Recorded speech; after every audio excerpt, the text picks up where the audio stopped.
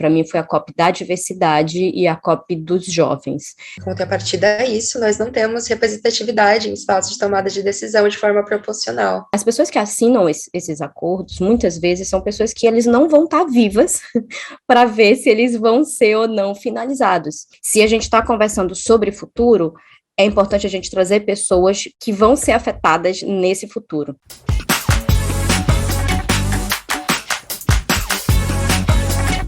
Então, oi, gente, meu nome é Natália Wagner, tenho 30 anos, moro aqui no Amazonas, mas sou original, nascida no estado do Pará, ou seja, 100% amazônida. Eu sou bióloga, trabalho com educação ambiental na Amazônia há um tempo, e a gente está presente na COP porque o nosso trabalho permeia todas essas questões ambientais, e agora o nosso foco é justamente na agenda de educação ambiental e educação climática, trazendo essa pauta para esses ambientes de discussão. Meu nome é Gabriela Lima, eu tenho 21 anos, sou internacionalista e atualmente sou coordenadora da Rede Jovem de Soluções para o Desenvolvimento Sustentável da ONU, que tem como intuito mobilizar a juventude da Bacia Amazônica, então, dos 7 países e uma província que incluem a bacia, e além disso disseminar todos os conteúdos relacionados à Agenda 2030 e aos Objetivos de Desenvolvimento Sustentáveis da ONU.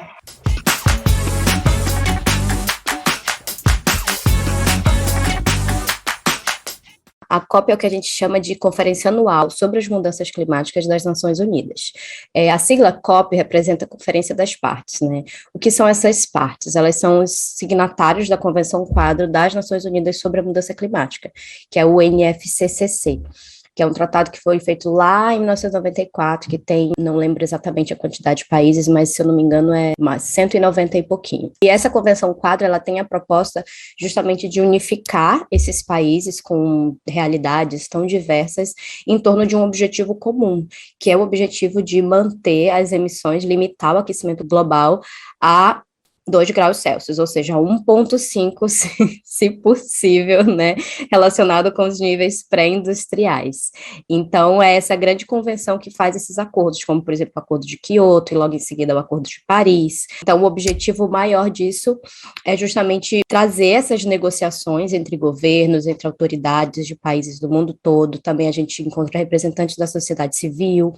empresas, cidadãos, profissionais, a mídia global, e trazer todo mundo no mesmo ambiente para conversar sobre essas pautas de interesse global.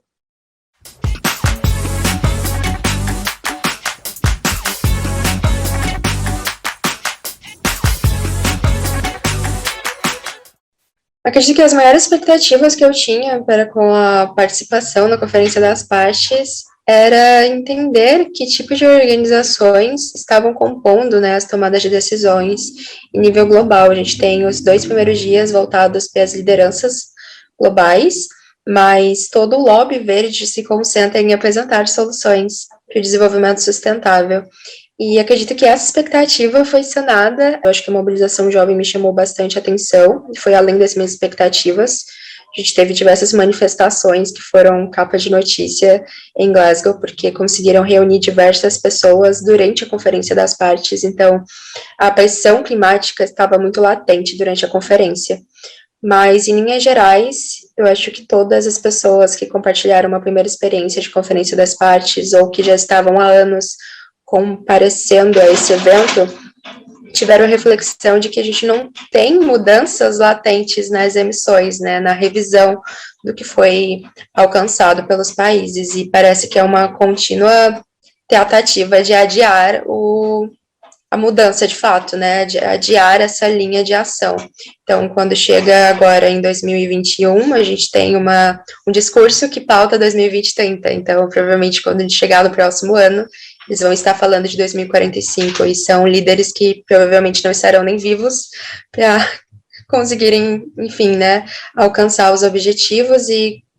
obviamente não estarão mais na gestão. Então, isso me abalou um pouco, mas acredito que a juventude está aqui para que a gente consiga dar novo gás aos líderes do futuro e as expectativas que a gente tem para a mitigação das mudanças climáticas. Eu acho que o progresso que eu esperava, estando lá presente, né, presencialmente pela primeira vez em 11 anos de ambientalismo, ver pessoas diversas, corpos diversos, né, realidades diversas na COP, e como a Gabi falou, assim, nós não estivemos presentes nas outras COPs, mas nós acompanhamos a mídia, né, é um assunto pertinente, até porque hoje é o tratado mais importante a nível de política pública internacional, né, que pauta basicamente tudo o que rege a vida, porque se a gente não tiver o planeta, não tem como pensar em nada mais. Então, a gente saiu do ambiente de discussão que tratar sobre mudança climática é papo de ambientalista e ecochato e a galera verde, e a gente saiu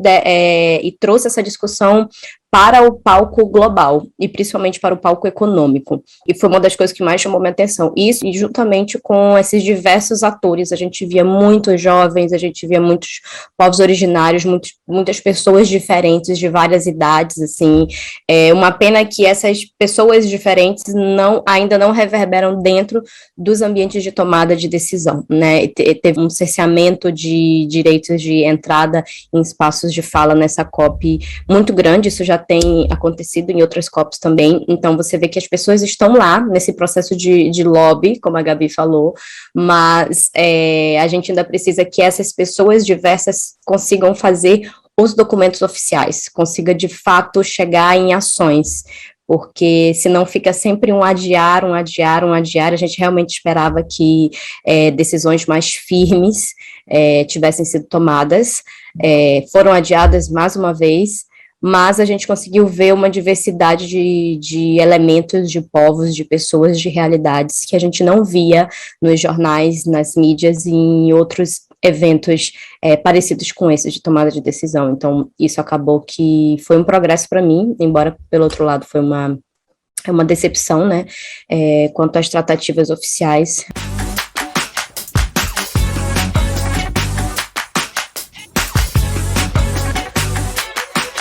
Também me chamou muita atenção um número grande de lideranças muito importantes, assim, relevantes na política pública internacional, sendo muito pressionadas e muito cobradas a tomarem medidas necessárias a reduzir essas emissões. Nem sempre os líderes respondem, né, da maneira como a gente acha mais interessante. E uma coisa que chamou a minha atenção, que eu não esperava, assim, acho que a gente já está esperando há tanto tempo, desde 2015, que cada COP a gente fala, não vai rolar, que é a finalização do livro de regras do Acordo de Paris, né, a gente está desde 2015 falando, próxima COP fecha, e não fechou, eu não estava mais nem esperando, aí fechou isso, nossa, finalmente eles acordaram que a gente precisa, né, mas outra coisa que me chamou muita atenção é que finalmente as pessoas estão entendendo que a gente precisa colocar dentro não só do Acordo de Paris, ou de qualquer tipo de acordo que seja feito dentro dessa proposta de política pública internacional, alguma metodologia que faça com que os países que não estabeleçam, que não cheguem nos objetivos ou nas promessas que foram colocadas, eles sofram alguma espécie de sanção. É o tipo de coisa que a ONU, em geral, dentro do universo dela, não trabalha, então tem que se pensar como que isso vai ser feito de maneira que não seja prejudicial ou violenta, né, mas que seja de uma maneira a pressionar cada vez mais, que seja, não sei, talvez uma sanção política, uma pressão um pouco mais forte, a gente ainda não sabe como isso vai lidar, mas eu acredito que nos próximos anos isso vai ser colocado em pauta, porque isso era muito colocado debaixo do tapete, e nessa COP isso veio para o palco de discussão, assim, de que a gente não pode simplesmente contar com a boa vontade dos países, a gente precisa ter um mecanismo que impulsione isso de uma maneira mais severa, né? Como que as organizações, as Nações Unidas vão fazer isso, a gente ainda não sabe, mas é algo que a gente espera para a próxima COP. Eu acho que chama muita atenção essa conduta que é necessária de ser mais punitivo com relação a todos os avanços e não avanços que a gente tem dos tomadores de decisão global. E o mercado de carbono, ele existe justamente para isso, é uma tentativa de recompensar aqueles que, de fato, estão comprometidos na mitigação climática e ter algum tipo de reativa com aqueles que não estão. Isso ainda não foi feita uma regulamentarização completa, mas eu sinto que dentro do livro de regras foi trabalhado muito a transparência e os mecanismos desse mercado. Então, talvez para as próximas conferências a gente tenha um avanço mais consistente, mas foi um grande passo. E dentro do Pacto Climático de Glasgow, a gente teve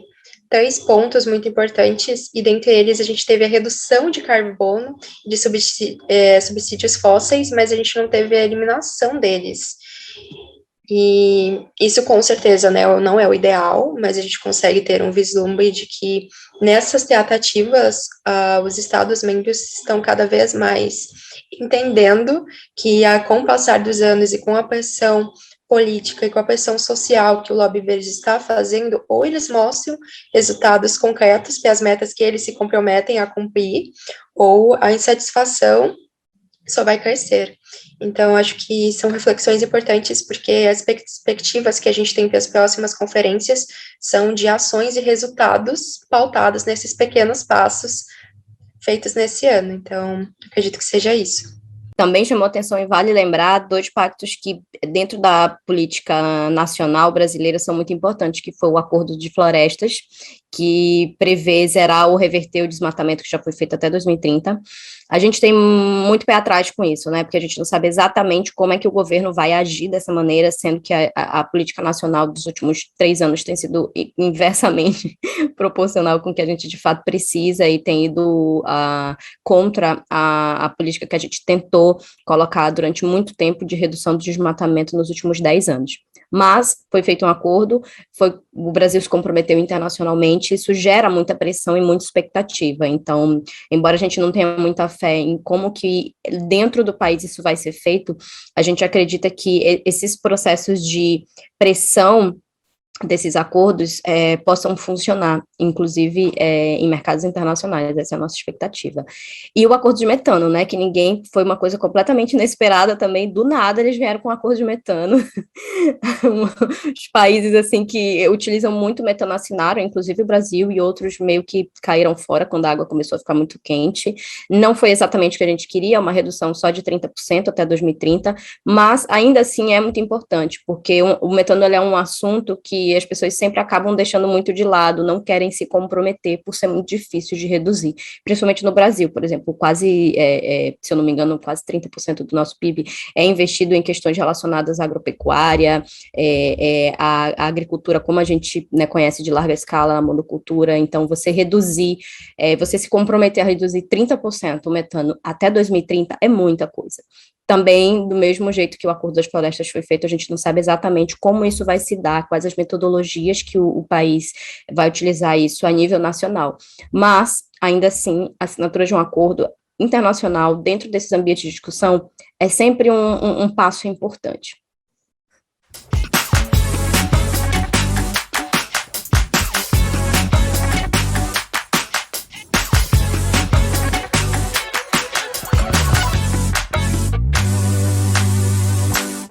Para mim foi a COP da diversidade e a COP dos jovens, porque em cada ambiente de discussão, em cada hub, em cada plenária, você via que tinha participação de um jovem. Desde os espaços oficiais até as manifestações nas ruas, o protagonismo do jovem foi muito, muito latente. E por que isso é importante? Porque você vê um número de pessoas com características muito específicas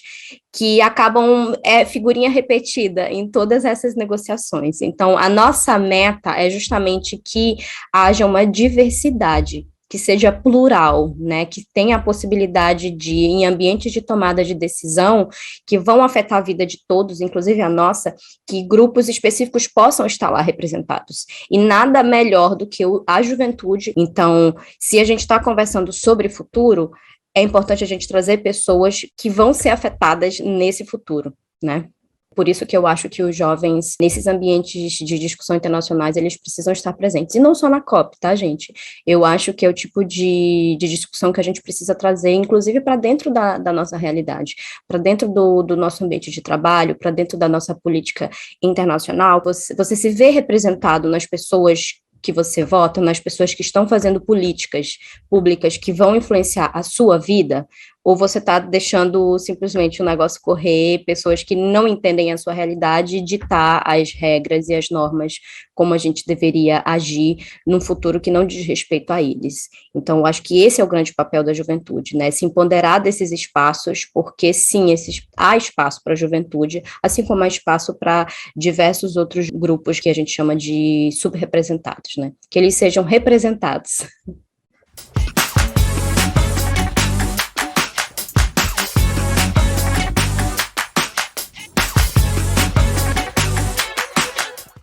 Eu acho que, em linhas gerais, a Conferência da Juventude ela antecede anualmente a Conferência das Partes e é um evento sobre a bandeira da ION, que seria o grupo constituinte oficial da juventude da Convenção Quadro das Nações Unidas sobre Mudanças do Clima. E essa constituinte, ela tem como intuito todos os anos, né, reunir jovens, representações, milhares de vozes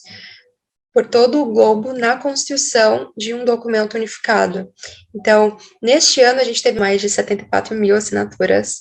e a COI, além de ser um espaço global sobre capacitação, formação política, preparando os jovens para a participação ativa na Conferência das Partes, ele também é um espaço de advocacy direto, então é um dos maiores eventos climáticos pautados da juventude, se não o maior,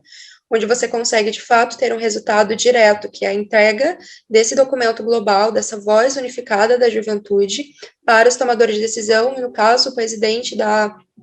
Conferência das Partes deste ano, né? E uma coisa que ele ressaltou bastante foi o quão animador e surpreendente é saber que a juventude está tão mobilizada para isso. Mas, em contrapartida, eu acho que a juventude ela é muito cobrada, então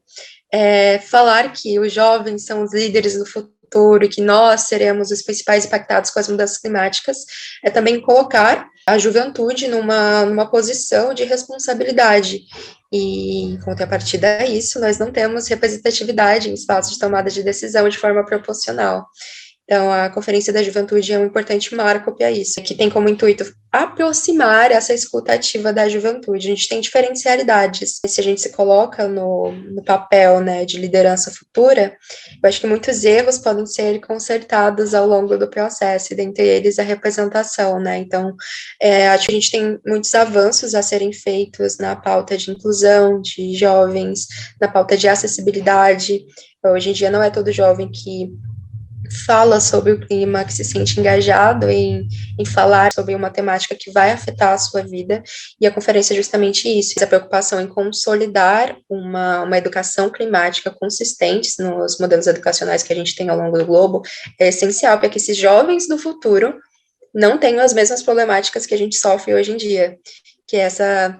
detenção, né, do monopólio de conhecimento específico no meio climático ou de participação nesses eventos globais. Acho que eles devem ser acessíveis a qualquer tipologia de juventude.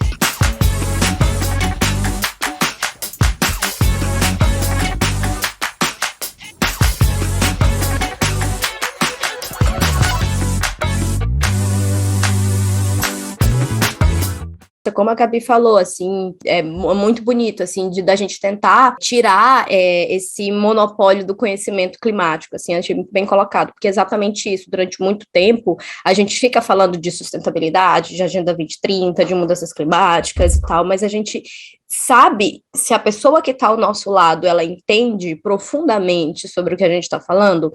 ela consegue ter a noção da gravidade do que está acontecendo, ou a gente fica falando para dentro da nossa bolha, para mais do mesmo, se retroalimentando numa coisa que não vai, de fato, funcionar, né? Então, conseguir unificar trabalhos, né, como a gente faz na SDCN, Jovem Amazônia, como a gente faz na fase em diversas outras organizações ao longo do globo, é muito importante para que a gente consiga, de fato, disseminar isso cada vez mais, né, quebrar. E eu acho que a juventude, junto com as novas tecnologias de redes sociais, elas têm um papel fundamental. A gente pode acelerar esse processo agora, com as ferramentas que a gente tem hoje, que há 20 anos atrás talvez seria bem mais